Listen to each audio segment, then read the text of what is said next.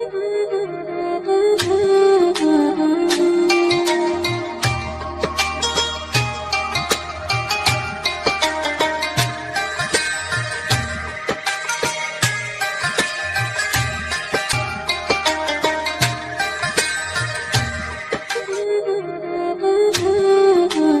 باللہ من الشیطان الرجیم بسم اللہ الرحمن الرحیم۔ حضور اقدس صلی اللہ علیہ وآلہ وسلم کا ارشاد ہے کہ روزہ آدمی کے لیے ڈھال ہے جب تک اس کو پھاڑ نہ ڈالے۔ ڈھال ہونے کا مطلب یہ ہے کہ جیسے آدمی ڈھال سے اپنی حفاظت کرتا ہے، اسی طرح روزہ بھی اپنے دشمن یعنی شیطان سے حفاظت ہوتی ہے۔ ایک روایت میں آیا ہے کہ روزہ حفاظت ہے اللہ کے عذاب سے، دوسری روایت میں ہے کہ روزہ جہنم سے حفاظت ہے۔ ایک اور روایت میں ہے کہ وارد ہوا ہے کہ کسی نے عرض کیا، یا رسول اللہ صلی اللہ علیہ وآلہ وسلم، روزہ کس چیز سے پھٹ جاتا ہے؟ تو حضور صلی اللہ علیہ وآلہ وسلم نے فرمایا کہ جھوٹ اور غیبت سے۔ ان دونوں روایتوں میں اور اسی طرح اور بھی روایات میں روزہ میں اس قسم کے امور سے بچنے کی تاکید آئی ہے اور روزے کو گویا ضائع کر دینا اس کو قرار دیا ہے۔ روزے کے آداب میں 6 امور تعریف فرمائے ہیں کہ روزے دار کو ان کا اہتمام ضروری ہے۔ اول، نگاہ کی حفاظت کہ کسی بے میل جگہ پر نہ پڑے، حتیٰ کہ کہتے ہیں کہ بیوی پر بھی شہوت کی جگہ نہ پڑے۔ پھر اجنبی کا کیا ذکر، اور اسی طرح کسی لہو لعاب وغیرہ ناجائز جگہ نہ پڑے۔ نبی کریم صلی اللہ علیہ وآلہ وسلم کا ارشاد ہے کہ نگاہ ابلیس کے قبروں میں سے ایک قبر ہے۔ جو شخص اس سے اللہ کے خوف کی وجہ سے بچا رہے، حق تعالیٰ شانہ اس کو ایسا نور ایمانی نصیب فرماتے ہیں جس کی حلاوت اور لذت قلب محسوس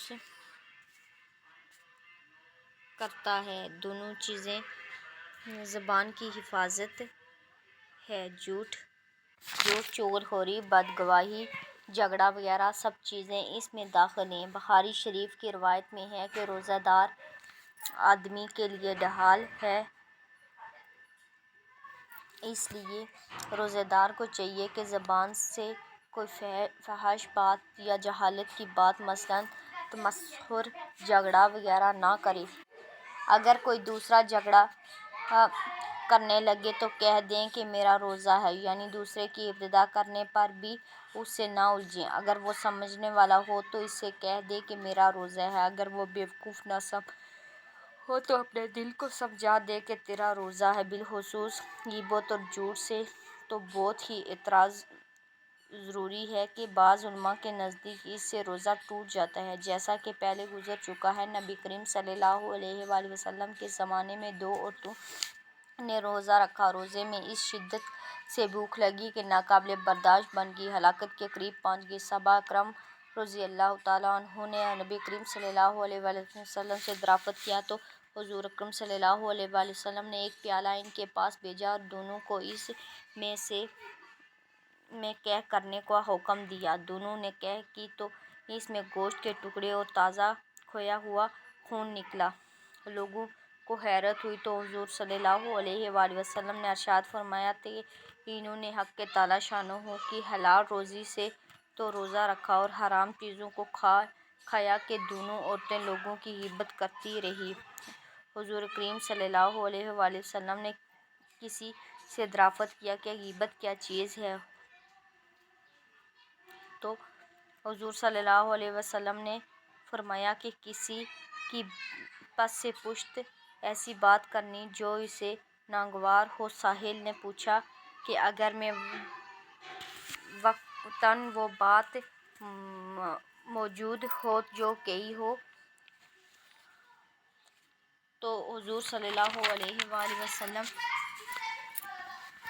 نے جب ہی تو غیبت ہے۔ ایک مرتبہ نبی کریم صلی اللہ علیہ وسلم کا 2 قبروں پر سے گزر ہوا تو حضور اکرم صلی اللہ علیہ وسلم نے ارشاد فرمایا کہ ان دونوں قبروں کو عذاب قبر ہو رہا ہے، ایک کو لوگوں کی غیبت کرنے کی وجہ سے اور دوسرے کو پیشاب سے احتیاط نہ کرنے کی وجہ سے۔ حضور کا ارشاد ہے کہ سود کے 70 سے زیادہ باب ہیں، سب سے سہل و ہلکا درجہ اپنی ماں سے زنا کرنے کے برابر ہے، اور 1 درہم سود کا 45 زنا سے زیادہ سخت ہے، اور بدترین سود اور سب سے زیادہ خبیث ترین سود مسلمانوں کی آبرو ریزی ہے۔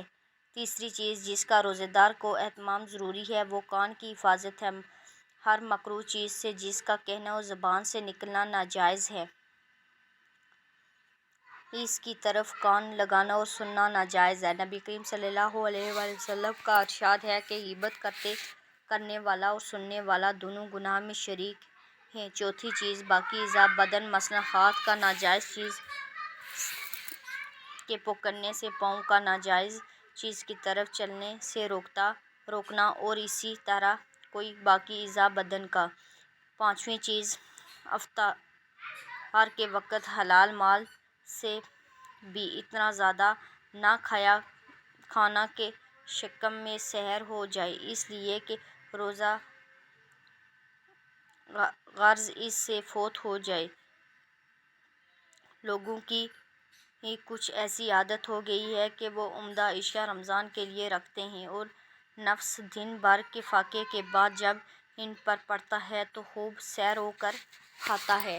حضور اکرم صلی اللہ علیہ وآلہ وسلم کا ارشاد ہے کہ شیطان آدمی کے بدن میں خون کی طرح چلتا ہے، اس کے راستوں کو بھوک سے بند کرو۔ تمام اعضاء کا سیر ہونا نفس کے بھوکا رہنے پر موقوف ہے۔ آخر کوئی بات تو تھی تو کہ نبی پاک صلی اللہ علیہ وسلم کئی روز تک مسلسل لگاتار روزہ رکھتے تھے کہ درمیان میں کچھ بھی نوش نہیں فرماتے تھے۔ میں نے اپنے آقا حضرت مولانا خلیل احمد صاحب کو پورے رمضان المبارک دیکھا ہے کہ افطار و سحر دونوں وقت کی مقدار تقریباً 1.5 چپاتی سے زیادہ نہیں ہوتی تھی۔ کوئی خادم عرض بھی کرتا تو فرماتے کہ مجھے بھوک نہیں ہے۔ میرے اس چینل کو سبسکرائب کریں اور بیل آئیکن کا بٹن پریس کرنا نہ بھولیے گا۔ نئی ویڈیو کے ساتھ حاضر ہوں گے، تب تک کے لیے اللہ حافظ۔